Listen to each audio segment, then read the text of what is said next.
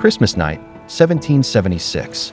George Washington packs 2,400 men into open boats and pushes into the Delaware River in the middle of a blizzard. Across the water, more than 1,000 Hessian soldiers are asleep in Trenton, New Jersey, still recovering from their holiday drinking. None of them know an army is coming. 90 minutes after Washington's men hit the town, it's over. Over 900 prisoners taken. 0 American soldiers killed in the fighting. It looks like a lucky strike by a desperate man. It isn't. It's the first move in a strategy so patient, so deliberately unglamorous, that the most powerful military on Earth never figured out how to stop it until the war was already lost. 5 months earlier, that same army had nearly ceased to exist. In August 1776, on Long Island, British General William Howe outmaneuvered Washington so completely that 10,000 American troops found themselves pinned against the East River with nowhere left to go. One more push, and the war ends that afternoon.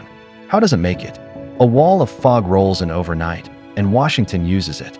In 9 hours, in total silence, he ferries 9,000 men, their horses, and their cannons across the river to Manhattan, close enough to British sentries that a single cough could have ended the revolution.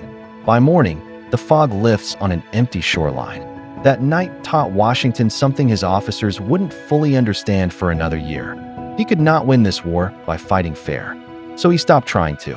What Washington built instead had a name, though he probably never called it that himself. A Fabian War, after the Roman general who beat Hannibal by refusing to give him a battle worth winning. Washington didn't need victories. He needed to still have an army next spring. Every month the war dragged on cost the British treasury more than Parliament wanted to spend. Every retreat that kept the Continental Army intact was, in its own quiet way, a win. It didn't look like winning. It looked like running. Washington pulled back across New Jersey, then into Pennsylvania, retreat after retreat. While Loyalist newspapers in New York called him a coward and predicted the rebellion would be dead by spring, his own soldiers were walking home in droves. 3-month enlistments. And when the clock ran out, men simply left. War or no war. But while Washington retreated, the British got comfortable. Howe went back to New York for the winter social season. His men scattered into outposts across New Jersey, confident the fight was basically finished. In Trenton, the Hessian commander, Colonel Johann Rall, was warned an attack might be coming. He reportedly folded the note into his coat, unread, and went back to his card game. That unread note is why Christmas night worked. Washington knew exactly what kind of army he was hitting, and exactly when it would be least ready to fight back. The crossing itself nearly fell apart before it began. 3 columns were supposed to hit Trenton together. Ice choked the river so badly that only Washington's own column made it across. 2,400 men fighting current and floating ice for 9 hours in open boats. On the far shore, they marched 9 miles through a snowstorm. Some men without shoes, leaving blood in the snow behind them. 2 soldiers died of exposure before they ever reached the town. The plan called for a pre-dawn attack. That window was gone by the time they landed. Washington pushed forward anyway. By 8 a.m., his 2 columns hit Trenton from opposite directions before the Hessians could organize a line. Rall was shot from his horse trying to rally his men in the street. Within an hour and a half, it was finished. If you're following the strategy behind this, and not just the battles, stick around. The next deception is the one that actually should have gotten Washington's whole army caught. 1 week later, Washington did it again. British General Cornwallis marched south with 5,000 men to crush what was left of Washington's force. He found the Americans camped behind a creek at dusk and decided to finish the job in the morning. He reportedly told his officers he'd bag the old fox at first light. Washington had other plans. He left a small detachment behind to keep the campfires burning and the shovels swinging all night, loud enough to sound like an army digging in. The real army wrapped its cannon wheels in rags to muffle the noise and slipped out on back roads in the dark. By dawn, Cornwallis was attacking an empty camp, and Washington had already marched 12 miles north to hit the British garrison at Princeton. The wins at Trenton and Princeton didn't change the math of the war. Britain still had the ships, the money, and the ports. So Washington went back to retreating, back to picking fights only when the odds tilted his way. That patience carried the army into the winter of 1777. to a camp at Valley Forge that came closer to ending the revolution than any battlefield ever did. Nearly 2,000 men died there, not from British muskets, but from cold, hunger, and disease. Packed 12 to a hut with barely enough food to survive the day. And then, in the middle of that misery, a Prussian officer named Friedrich Wilhelm von Steuben showed up. He barely spoke English, and started drilling starving farmers into soldiers who could hold a line like European regulars. The army that walked out of Valley Forge that spring was not the army that walked in. Washington's other advantage never showed up on a battlefield at all.